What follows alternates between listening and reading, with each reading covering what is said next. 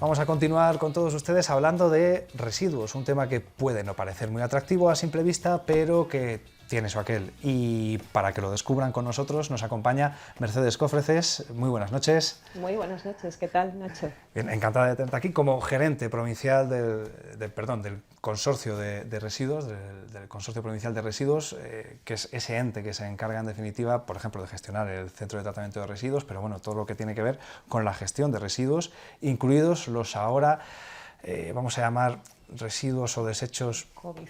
claro, que son los asociados a todos los equipos de protección, ¿no? Sí, pero los generados en los domicilios. Eso es. Y yo creo que esto está bien aclararlo, porque también como gerente del Consorcio de Residuos, que el Consorcio de Residuos es una administración pública, porque realmente son las competencias en las administraciones públicas para la gestión de residuos domésticos, que son los que se generan en nuestros hogares o que se generan también en el comercio o en industrias, pero asimilables a domésticos. Es decir, que una industria también puede generar un residuo de la bolsa de la basura porque los operarios generan ese tipo de residuos.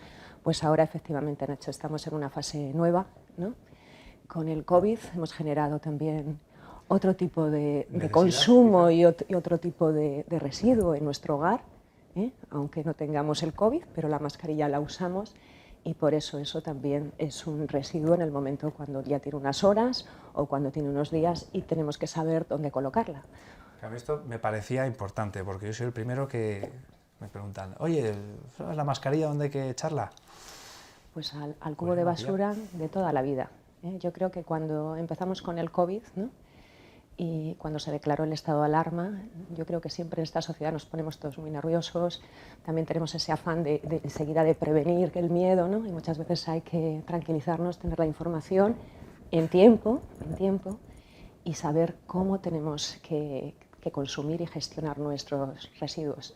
Entonces, siempre es desde el inicio, y yo creo que ahí sí que la Administración también tomó, la Administración central y la Administración autonómica, dirigió un poco a través de instrucciones que luego se convirtieron en una orden del Ministerio de Sanidad de cómo se tenían que gestionar esos residuos y sobre todo porque era muy importante, porque en el momento en que se generaban en un hogar tenían que ir a la bolsa, nosotros decimos de la fracción resto, pero la fracción resto, aquí en Palencia la fracción resto es el cubo de basura de toda la vida, que es lo que va al contenedor ese verde oscuro, que en algunos sitios es el marrón, pero aquí es, y sobre todo porque ahí es donde no peligra para la gente que en el resto de la cadena de producción digo, de separación de residuos, de materiales para el reciclaje, no se manipula y no hay riesgo de contagio para el resto de las personas que trabajamos en ese proceso. Con lo cual siempre lo hemos venido repitiendo, cuidado, también el tema de las 3 bolsas, cuando había contagio.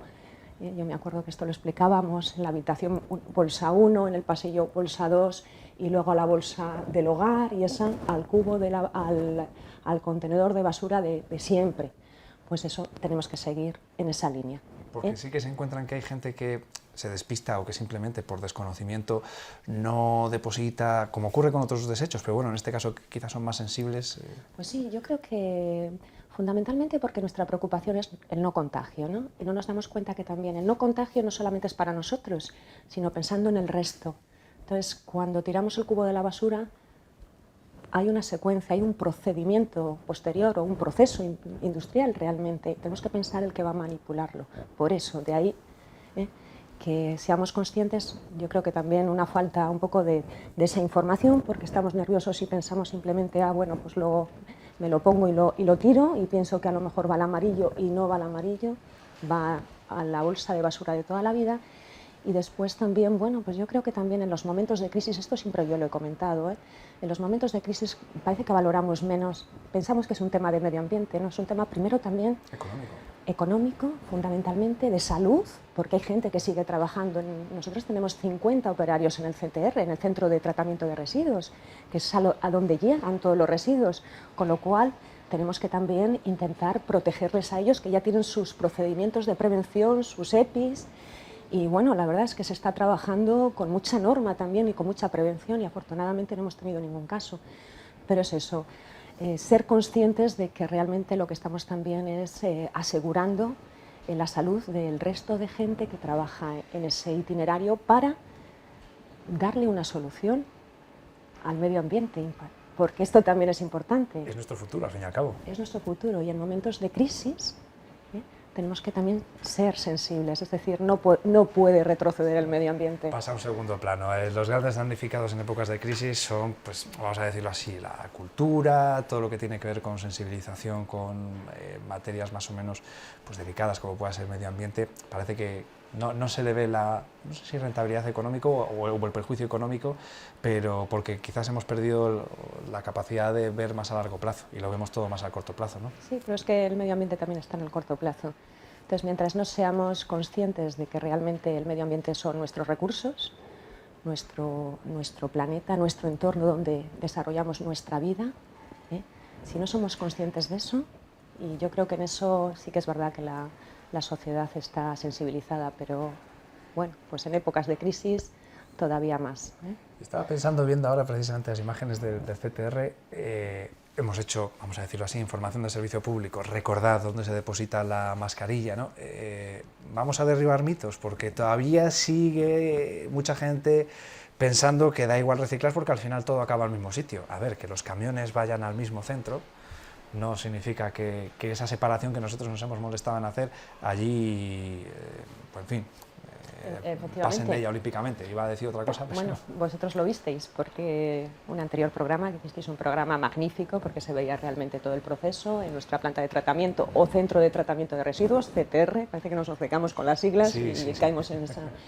Pues sí, una cosa es que se recoja, que se recoge en camiones diferenciados. También digo que muchas veces hay camiones bicompartimentados. Importante también que es avisar. importante porque muchas veces los ciudadanos incluso pues nos llegan llamadas, es que he visto recoger el contenedor amarillo y azul y va todo el mismo camión. Es que por dentro está bicompartimentado, y sobre todo para hacer esas recogidas en pueblos pequeños, que con un mismo desplazamiento estamos ahorrando también energía por combustible, ¿no? Economizar. Pero luego cuando se llega al punto de destino, que el punto de destino es o las plantas de transferencia cuando vienen de la mitad norte o de planta de transferencia ya a la planta de tratamiento o CTR, sabemos que ya hay dos líneas completamente diferenciadas, dos playas de descarga diferenciadas, dos procesos completamente independientes, y uno va por un sitio porque aprovechamos la materia orgánica también para producción de energía eléctrica o como fertilizante, que es la valorización de ese residuo, o por otra parte van los envases porque clasificamos y recuperamos esos materiales que, bueno, que vamos a mantener, vamos a darles otro valor otra vez en esa cadena circular, ¿no? Que ahora estamos hablando del término de economía circular, hacer que esos materiales tengan otro uso. Que tengan una nueva vida, esa reutilización al final por economía y por futuro, lo que comentábamos antes. Esto es algo que se sigue trabajando para concienciar a toda la sociedad. Casi siempre se consigue mejor si se hace, ¿no? Si los problemas se cortan de raíz, en este caso si se sensibiliza, si se educa desde que son pequeños, ¿no? Y desde que somos pequeños, y así esa es una lección que ya tenemos aprendida. La cuestión es, en esta época, en estos tiempos, se va a poder continuar con todo ese trabajo de sensibilización, todas esas campañas que había de contacto, sobre todo con centros escolares, para intentar seguir avanzando y mejorando las cifras de reciclaje en nuestra provincia. Yo pienso que sí, ese también es nuestro reto. Quizás los formatos de las campañas tengan que ser diferentes, pero en eso estamos todos. Pero el mensaje sigue siendo el mismo y tendremos que idearlo para que lleguen donde tiene que llegar. Los niños afortunadamente lo tienen porque ya lo tienen en los coles, ¿no? Y yo creo que eso, vamos, tenemos un profesorado y equipos docentes que son magníficos. Hay colegios que tienen realmente premios impresionantes, ¿no? Por esas labores de concienciación, ¿no?